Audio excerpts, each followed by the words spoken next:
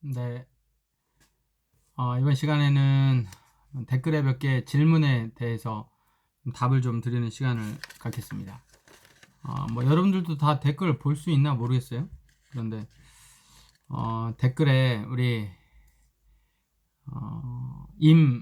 지금 군대에 가 있는 우리 순장, 저는 죄인입니다. 너무 부족하고 연약한 내 모습은 주님 앞에 떳떳할 수 없습니다. 간사님 나눔처럼 겸손하고 낮아짐으로 주의 은혜를 구하고 누리는 오늘이 되기를 바랍니다. 이런 제 했습니다. 뭐 이해합니다. 뭐 우리 죄인이죠. 부족하고 연약한 내 모습 주님 앞에 떳떳할 수 없습니다. 이게 자기 자신을 되돌아보는 피드백 정도로 가면 이해합니다. 그런데 이게 내 인생 전체를 붙잡고 가면 안 돼요. 왜냐하면 여러분 의인이에요, 죄인이에요? 나는 의인입니다. 잘 기억하셔야 돼요. 제가 어제 그 영상에서도 말씀드렸지만 내 안에 내가 의로운 게 아니라 의롭다고 칭해진 거고 의인이 아니라 의인이 된 거예요. 그러니까 이 차이가 아주 뉘앙스 잘 알겠죠? 의롭다 여겨진 거라고요. 내가 의인이 아니라. 그러니까 내 안에 여전히 죄는 있고 연약하고 부족한 모습들 있죠.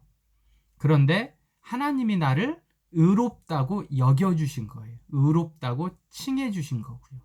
이제부터는 의롭다라고 하나님이 결정하신 거예요. 내가 한 게 아니라. 그래서 우리는 의인입니다. 죄인이 아니에요.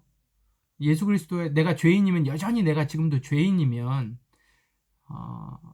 예수의 십자가와 부활은 나와 아무런 상관이 없는 거예요. 그러니까 내 정체성은 의인이다. 단 황소가 아니라 개구리잖아요. 그런데 황소와 같이 크다라는 의미 있는 것처럼 내가 여전히 죄 가운데 있는 의인인 거죠. 그러니까 이 죄의 문제를 간과할 수는 없다. 죄를 늘 내 안에 가지고 죄성이 있다는 사실을 알고 겸손하게 살아라. 잘난 척하지 마라. 왜냐하면 나의 행위가 아니라 하나님의 의로움으로 우리를 의롭다고 행해 주셨다라는 거예요. 우리가 의인이라는 것 잘 기억하셔야 됩니다. 그래서 주님 앞에 이제부터는 떳떳하셔야죠. 왜? 주님이 떳떳하지 않는 우리의 모습을 원하시지 않아요. 주님은 우리가 떳떳하기를 원하세요. 떳떳하기를.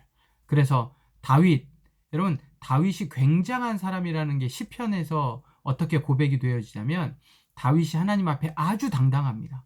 자기가 엄청난 죄를 지었거든요. 밧세바를 범하기도 하고 가정을 잘 다스리지 못해서 압살롬에게 쫓겨가기도 하지만 엄청 하나님 앞에 당당해요. 위축된 게 하나도 없어요. 다윗은 자존감 짱, 열등감 이게 왜? 하나님 앞에 있으니까 다윗이. 우리가 늘 이 정체성, 하나님 앞에 자존감, 하나님의 자녀라는 생각 꼭 가지고 사시기 바랍니다. 자, 복음의 두 번째는 복음을 들어볼 기회가 단 한 번도 없는 사람들은 모두 구원을 받지 못하나요? 여기에 대해서 이제 우리 박모 순장이 영상을 받고 로마서 2장 14절에서 15절을 인용을 그분들이 했다더라 라고 이제 해놨는데 텍스트 상으로 제가 이해하기는 그렇습니다. 맞습니다. 그러니까 여러분 복음을 한 번도 들어보지 못한 사람들이 있잖아요. 실질적으로 오늘날도 뭐 그럴 수 있고 예를 들면 조선시대 고려 그 다음에 삼국시대 이런 사람들 있단 말이죠. 중국에도 있고 미국에도 있고 우리나라도 있고 이순신 장군 어떻게 할 거야? 세종대왕 이렇게 이제 신사임당 이런 분들 있잖아요. 이거 어떻게 할 거냐? 여기에 대해서 사실은 정확한 거는 잘 모른답니다. 하나님에게 그 심판은 하나님에게만 있는 거예요. 우리는 잘 몰라요. 우리 속 안에 있지 않아요. 그러나 우리가 한 번 정도 성경을 통해서 생각해 볼 수 있는 게 이제 로마서 1장 19절에서 20절이에요. 이는 하나님을 알만한 것이 그들 속에 보임이라 하나님께서 이를 그들에게 보이셨느니라. 창세로부터 그의 보이지 아니하는 것들 곧 그의 영원하신 능력과 신성이 그가 만드신 만물에 분명히 보여 알려졌나니 그러므로 그들이 핑계하지 못할지니라. 나 하나님을 본 적이 없어. 심판대 앞에 딱 갔을 때에 난 복음을 들어본 적이 없는데 나는 하나님이 누군지도 몰라. 예수가 누구야? 이렇게 이제 나는 전혀 들어본 적이 없으니까 무조건 나 천국 보내줘. 이렇게 이제 우길 수 없고 핑계할 수 없다라는 거죠. 하나님이 만드실 때 이게 뭔지는 잘 모르지만 하나님의 소관이겠지만 하나님이 이렇게 이제 말씀하셨고, 그 다음에 이제 로마서 2장 14절에서 15절이에요. 율법이 없는 이방인이 본성으로 율법의 일을 행할 때에는 그 사람이 율법이 없어도 자기가 자기에게 율법이 되나니 이런 이들은 그 양심이 증거가 되어 그 생각들이 서로 혹은 고발하며 혹은 변명하여 그 마음에 새긴 율법의 행위를 나타내느니라. 이제 내가 율법이 없어요. 율법이라는 건 죄가 뭔지를 아는 기준인 거잖아요. 그러니까 율법대로 살면 의, 율법대로 살지 못하면 죄, 뭐 이렇게 이제 가는데, 율법이 없으면 판단할 기준이 없는데 어떻게 되냐? 아니라는 거죠. 양심, 여러 가지 것들로 자기 안에 판단할 기준을 하나님이 두셨다라는 거예요. 이 사실을 우리가 유추해 볼 때 하나님이 이렇게 비이성적인 분, 비상식적인 분은 아니신 거죠. 왜? 하나님의 속성상 절대 선이니까. 그래서 하나님의 절대 선 안에서 하나님이 기준을 두셨을 거다라고 생각이 되어집니다. 그래서 너무 세종대왕님이 지옥에 계시는지, 이순신이 지옥에 계시는지 너무 걱정하지 마시고, 우리가 잘 이제 하나님의 뜻과 하나님의 의를 잘 믿어갔으면 좋겠어요. 이게 하나님이 하신다라고 얘기하지 않으면 천주교의 연옥과 같은 연옥설 이런 게 나오는 거예요.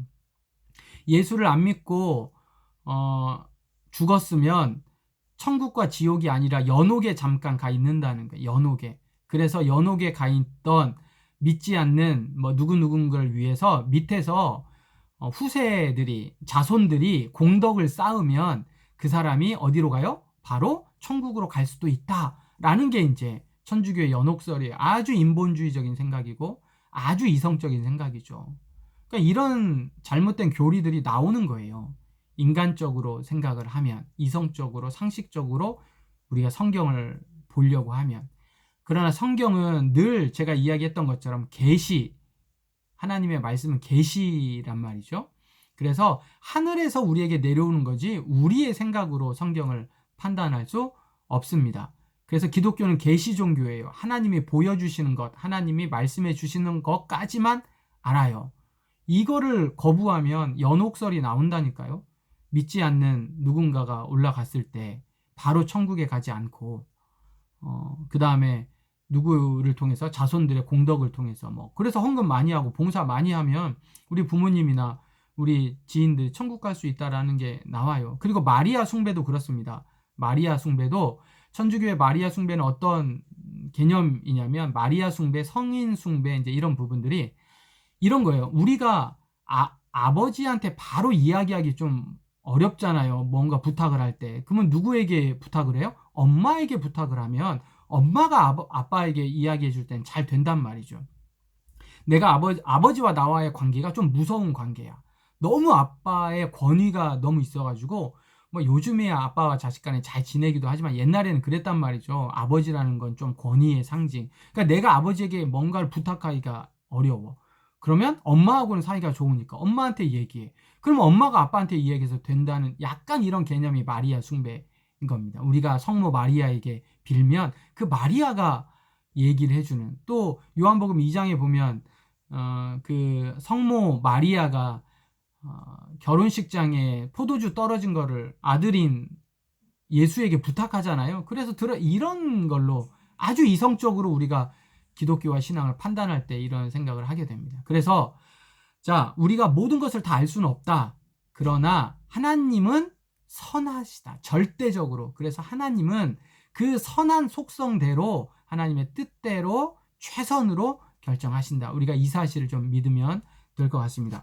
자, 세 번째, 장소.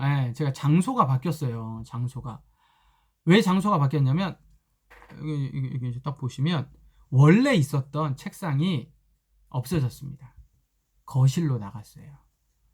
저희 집사람이, 저희 아내가 쓰실 일이 있다 하셔가지고, 여러분 성경에도 보면 그 예수님이 십자가를 이제 종려 주일날 예루살렘에 올라가시잖아요. 그럴 때 이제 어린 나귀를 타고 가시는데 제자들에게 이야기를 합니다. 저 밖에 가다 보면 어린 나귀가 있을 텐데 그 어린 나귀를 가져와라. 그럼 만약에 주인이 이 나귀 내 건데 왜 가져가죠 그냥 이럴 때 주께서 쓰시겠다 하라 라는 말씀이 있거든요. 그렇게 하니까 이제 그 주인이 어린 나귀를 보내줬습니다. 그래서 제 책상도 주께서 쓰시겠다고 하셔서 가져가셨습니다. 그러다 보니까 앉아서 찍기가 애매하더라고요. 그래서 장소를 바꾸게 됐습니다. 쓸데없는 질문이기도 하지만 궁금한 사람들이 있을 것 같아서 제가 오늘 세 가지 정도 답변을 해드립니다. 화이팅!